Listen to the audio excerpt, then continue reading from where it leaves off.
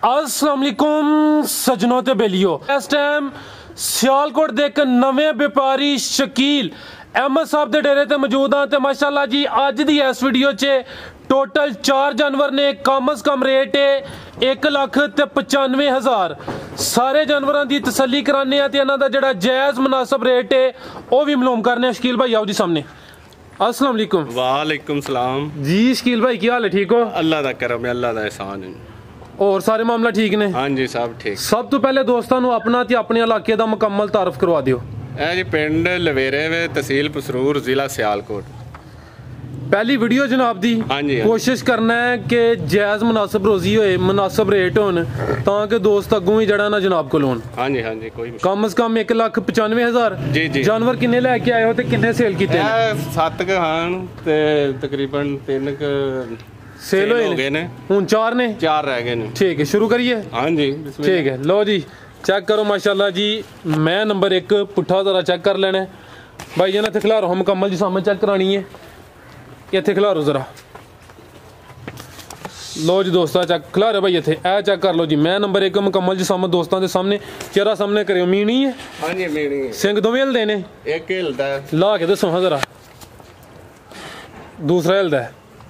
ए हिलदा है? हाँ जी। दूसरा नहीं हिलदा? नहीं ठीक है एक ही सिंग हिलदा। कालियां अखां माशाल्लाह जी।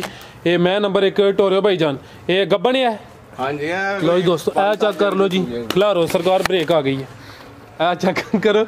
ये मैं नंबर 1 के कालियां अखां माशाल्लाह जी।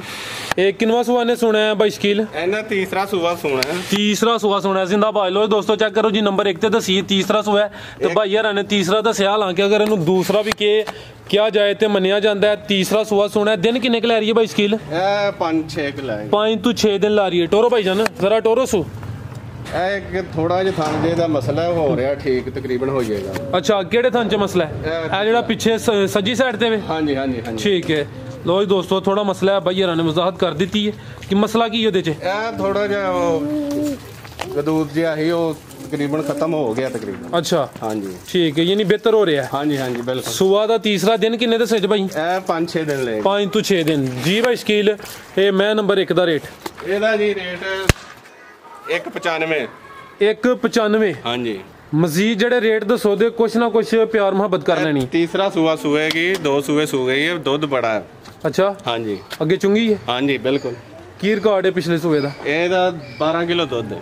अच्छा हाँ जी पिछले सुबह ज्यादा तो ज्यादा 12 किलो 12 किलो दूध। ठीक है लो दोस्तों चेक करो। अज दी वीडियो च सब तो ज्यादा कीमती मैं ए वे। हाँ जी ए चेक करो माशाल्लाह जी। जिस्म ते पशम वेख लैनी है। बिल्लियां अखां माशाल्लाह जी। मैं नंबर 2 ए सुई है?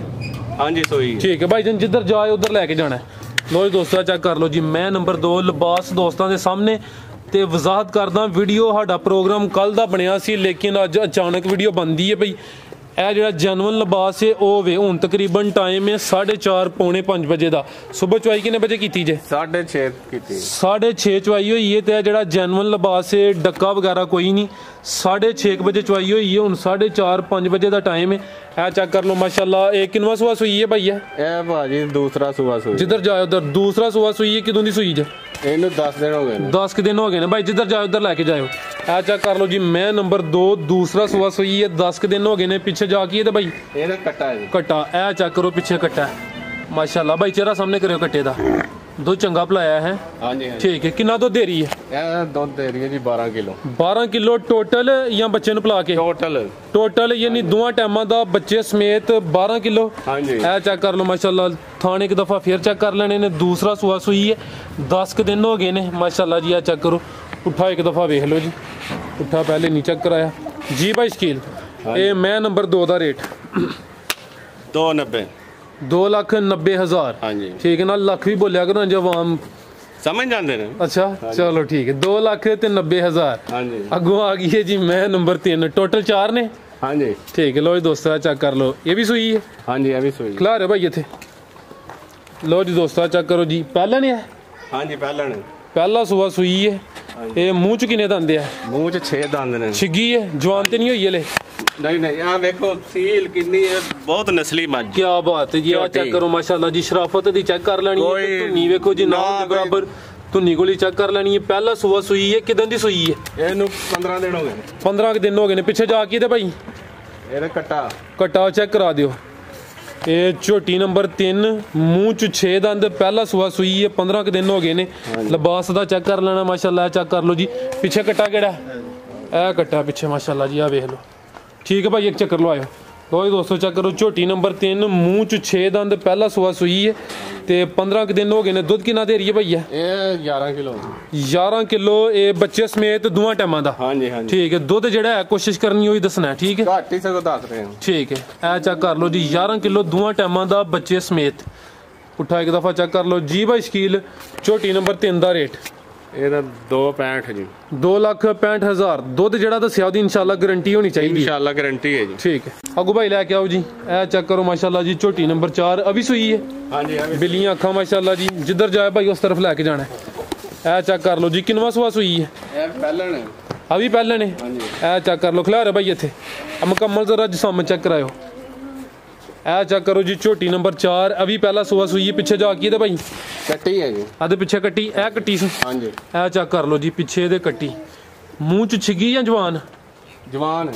ਕੰਨੀਆਂ ਤੇ ਕੱਢ ਗਈ ਹੈ ਨਾ। ਹਾਂਜੀ ਲੋ ਜੀ ਦੋਸਤੋ ਚੈੱਕ ਕਰ ਲਓ ਜੀ ਮੂੰਹ ਚ ਜਵਾਨ ਪਹਿਲਾ ਸੂਆ ਸੂਈ ਹੈ। ਕਿਦਾਂ ਦੀ ਸੂਈ ਹੈ ਭਾਈ ਸ਼ਕੀਲ? ਇਹਨੂੰ ਵੀ 15 ਕੁ ਦਿਨ ਹੋ ਗਏ ਨੇ। 15 ਕੁ ਦਿਨ ਹੋ ਗਏ ਨੇ।